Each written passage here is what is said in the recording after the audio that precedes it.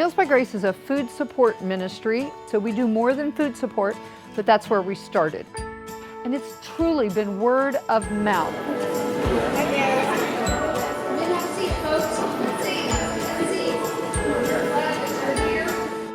Who's here for the first time? Where's my first timer?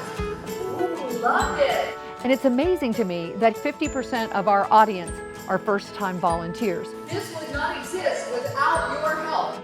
We started 8 years ago in our kitchen, and from there, we have evolved to this. Last year, we had over 17,000 volunteers. This year, we're set to go well over 20. All right, let's get started. Hang our name tags up here. In 2011, my husband Steve and I lost everything when the economy crashed.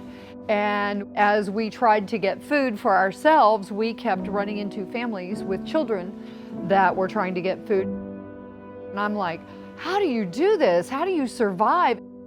And we kind of figured out pretty quick that the families really weren't providing all the meals the kids needed.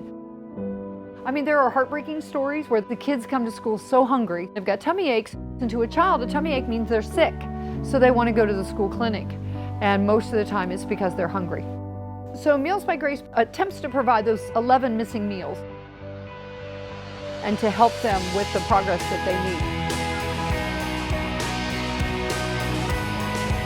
So everybody behind me is currently engaged in their teams and doing their work.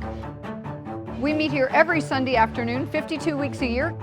The first Sunday of the month is Kids in the Kitchen Day.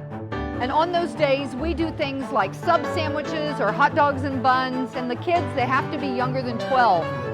And then because there was an even greater demand, the third Sunday of the month is Families in the Kitchen Day. And that's when the moms and the dads and the kids can all be in there together. Then all the other Sundays are regular hot meal days. Today they're trimming ham and they're dishing up beans and rice and making some good meals. If you'd like to do books, if you'll come up here. We operate in multiple teams. We've done encouragement cards, inventory books, and pet food. We have a bread team, which is led by a mother-daughter duo. Then we have another team that's kid-friendly, our dry goods and canned goods team. And then in our fellowship hall, we have the meat cutting team and the fruit team. And then we have one more team, and they meet outside. We provide homemade laundry detergent. We're mixing the solution so that we can fill the bottles that have been donated. The families love having that homemade laundry detergent because it easily saves them $20 at a time. If you've got some free time and you'd like to do something extra, we have a few spaces open for people that want to work in the client choice pantry. That's when our neighbors come and shop. The healthier the food, the lower the points.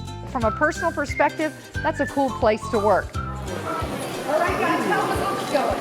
We're good? Volunteers come, they fall in love, and they come back on a regular basis. I'm going to put you to work just a little bit. Can you unload some? I came in September of 2014 to close out a speeding ticket, but I left here in tears because it just touched my heart, and I was like, I have to keep coming back. And so I'm here as much as I can.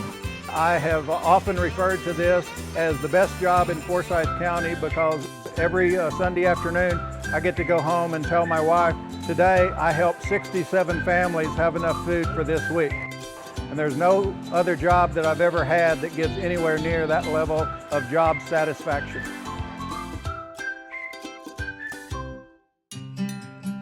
And then we leave from here and we go and deliver the food to our families every Sunday afternoon. The families on our Sunday program were specifically chosen by the school social workers as people that need home delivery. We have had families that just have burst into tears when we show up. And I'll never forget the first time we delivered to a family, I had this big box, and on top of the box, it had a couple rolls of toilet paper in it. And as I walked up to this lady, she reached out and grabbed the toilet paper out of the box, hugged it like a teddy bear, and burst into tears. And that's when I realized there's a lot more to what they're dealing with than just food. Thank you.